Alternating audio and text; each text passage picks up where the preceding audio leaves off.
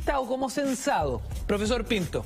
Bueno, yo le decía entonces que este país tiene un doble estándar, porque por una parte nos negamos a reconocer al pueblo mapuche como un pueblo con una identidad propia y nos negamos a avanzar en la dirección correcta, que sería definir a Chile como un Estado plurinacional. Cristian Parker, ¿de acuerdo con la posición del profesor Jorge Pinto? Absolutamente de acuerdo. Yo creo que los censos son reflejo de dos cosas. Por una parte son reflejo de una voluntad determinada de un Estado que de alguna manera construye a través de el recensamiento de la población una imagen que quiere proyectar. Y en ese sentido estoy plenamente de acuerdo con Jorge, en el sentido de que este es un Estado un poquito esquizofrénico, en el sentido de que se declara unitario, e incluso más, uno podría decir, los censos siempre fueron concebidos originalmente como en función de la construcción del Estado-Nación, desde el siglo XIX. ¿Ya? Sin embargo, por la vía de los hechos, el censo tiene que reconocer una realidad. Y la realidad es que en nuestro país hay esta diversidad de grupos, diversidad étnica, claro.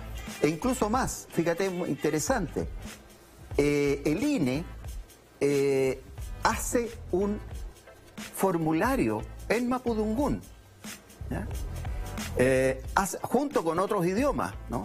Con el francés, con el inglés, que eso, también el creol, por la gran cantidad de migrantes haitianos, ¿no es cierto? Pero el hecho de que haga un formulario especial en esos idiomas ya está reconociendo. Esa es otra variable que falta en un censo completo y que en este censo abreviado no está, es la variable lengua. Esa es una variable muy importante que habría que incorporar en el próximo censo nacional. Está en el del 2012. En el 2012 está. Exactamente. ¿Qué otras variables, Cristian Doña, crees faltaron en este censo abreviado y que son fundamentales en este proceso acotado, ¿no? A mí, a ver, lo que pasa es que yo parto de la siguiente premisa, digamos. Si no tenemos más espacio, ¿qué pregunta sacaría para poner otra? Perfecto. ¿Ya? Una por otra, digamos. Una por otra. O sea, no hay más espacio. ¿Tú prescindirías de alguna de las que se hizo hoy? Hay algunas preguntas que son más difíciles de analizar. Por lo tanto, las dejaría un poco fuera. La pregunta sobre actividad económica. Creo que podrían haber mejores preguntas para evaluar, más que actividad económica, por ejemplo, una pregunta interesante y que está en el censo es si tú eres patrón o empleado, creo que son 3 o 4 categorías. Pero, por ejemplo, no hay preguntas sobre Fuerzas Armadas, que hay en el censo... en el censo largo, digamos. Entonces, en vez de la pregunta sobre ocupación, que ocupa un espacio ahí, perdón, de actividad, pondría esta pregunta sobre en qué lugar estás tú del mercado laboral, digamos, o sea, del espacio laboral. Entonces, si eres patrón, si eres empleado, si eres trabajador por cuenta propia, si estás en la Fuerza Armada, digamos. Creo que esa es una pregunta que es más, para mí, en este momento es más interesante que una pregunta sobre actividad directamente. Carmen, ¿y para ti? Aparte, una pregunta más simple y llenar también. Para ti, ¿qué preguntas serían prescindibles para ti y agregarías otras? ¿Otras que sí te parecen fundamentales? Es que yo quiero dar el fundamento de por qué a mí me parece que las preguntas en cada censo van variando.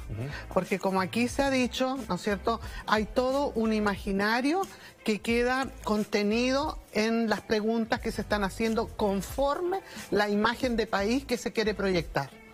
Entonces, por cierto, que a comienzos del siglo XIX, cuando éramos recién una república incipiente, lo que le importaba a las autoridades de ese momento era precisamente consolidar el Estado-Nación.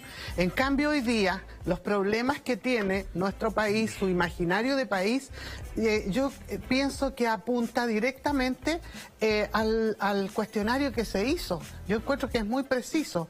Yo no le cambiaría nada, porque además quiero señalar que así como van cambiando las preguntas, porque también algunas han sido superadas. Por ejemplo, aquí no se pregunta, ¿usted tiene televisión? ¿Usted tiene celular? Claro. No, si está superado. Pregunta que estaban en el antiguo censo. Preguntas que estaban antes. Por ejemplo, aquí hemos dicho que los censos sirven, ¿no es cierto?, para la elaboración de las políticas públicas. No viene la pregunta de los discapacitados, porque del censo anterior y del el fallido del 2012, no quiero llamarlo así, pero eso se preguntaba, ¿no es cierto? Y había 2 millones de gente, ¿no es cierto?, que declaraba que tenía alguna dificultad, algún tipo de discapacidad. Y hoy día no, porque las políticas públicas precisamente han abordado eso. Como por ejemplo también se preguntaba por el inglés. Hoy día no se pregunta por el inglés porque las políticas públicas van apuntando a aquello que el anterior censo señala como una